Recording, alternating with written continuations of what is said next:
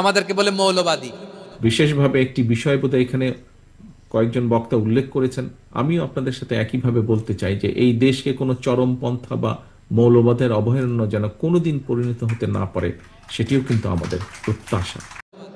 আমরা আসল কথা বলি, ভালো কথা বলি, দেশপ্রেমের কথা বলি, আমরা জনগণের কথা বলি, আমরা মা মাটি ও মানুষের কথা বলি, আমরা ইসলামের কথা বলি, আমরা দেশের সমৃদ্ধির কথা বলি।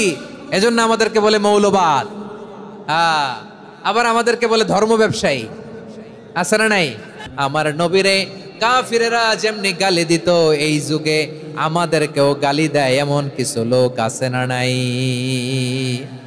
আমার নবীকে গালি দিত গণক, জাদুকর, এরপর গালি দিত পাগল, নির্বংশ বলে, আর আমাদেরকে গালি দেয় মৌলবাদী বলে, আমাদেরকে গালি দেয় রাজাকার বলে। রাজাকার শব্দটা তো এখন একটা অ্যাওয়ার্ড হয়ে গেছে, অ্যাওয়ার্ড। রাজাকার রাজাকার গালি দেওয়ার দিন শেষ।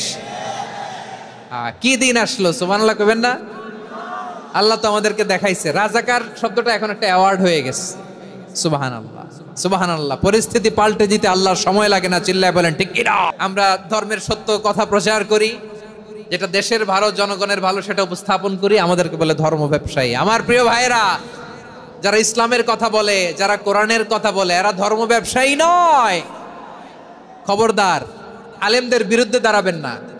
আলেমদের পক্ষে থাকলে আপনার জীবন উজালা করে দিবে কে? কোন আলেমান আও মুতাআল্লিমান আও মুত্তাবিআন আও মুহিব্বান ওয়ালা তাকুনিল খামিস ফাতাহলিক।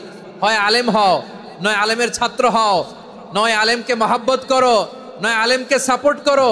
এই চারটা করো, 5 নাম্বার হয়েও না, আলেম বিদ্বেষী হয়েও না, তাহলে দুনিয়াও শেষ, আখিরাতও শেষ। চিল্লায় বলো ঠিক কি না? খবরদার, নিজেকে ইসলামের বিরুদ্ধে দাঁড় করাবেন না। এদেশের আসল পরিচয় ইসলাম। এদেশের আসল পরিচয় কি? আওয়াজ করে বলতে হবে, এদেশের আসল পরিচয়।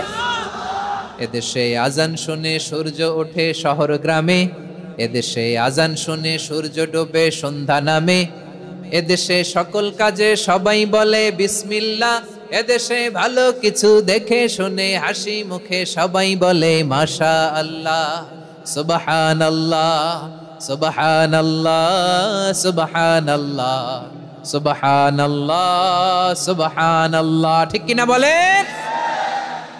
ও নবীন তরুণ, তোমার কিসের এত ভয়? জেনে রেখো বাংলাদেশের আসল পরিচয়। এদেশের আসল পরিচয় ইসলাম। প্রিয় ময়মনসিংহ, গলা ফাটিয়ে বলো, এদেশের আসল পরিচয় কি? এদেশে পরস্পরে দেখা হলে দেয় সালাম, এদেশে আমজনতার হৃদয় জুড়ে পাক কালাম। ঠিক কিনা বলেন? এদেশে পরস্পরে দেখা হলে দেয় সালাম, এদেশে আমজনতার হৃদয় জুড়ে পাক কালাম, এদেশে খারাপ হলে সর্বজনে সর্বক্ষণে দোয়া পড়ে ইন্না লিল্লাহ, সুবহানাল্লাহ, সুবহানাল্লাহ, সুবহানাল্লাহ, সুবহানাল্লাহ। এদেশে আজান শুনে সূর্য ওঠে শহর গ্রামে, এদেশে আজান শুনে সূর্য ডুবে সন্ধ্যা নামে, এদেশে সকল কাজে সবাই বলে বিসমিল্লাহ, এদেশে ভালো কিছু দেখে শুনে হাসি মুখে সবাই বলে মাশা আল্লাহ, সুবহানাল্লাহ। সবাই পড়েন সুবহানাল্লাহ, সুবহানাল্লাহ, সুবহানাল্লাহ, সুবহানাল্লাহ, সুবহানাল্লাহ, সুবহানাল্লাহ, সুবহানাল্লাহ, সুবহানাল্লাহ। এদেশের আসল পরিচয় ইসলাম। চিৎকার করে বলতে হবে, এদেশের আসল পরিচয় কি?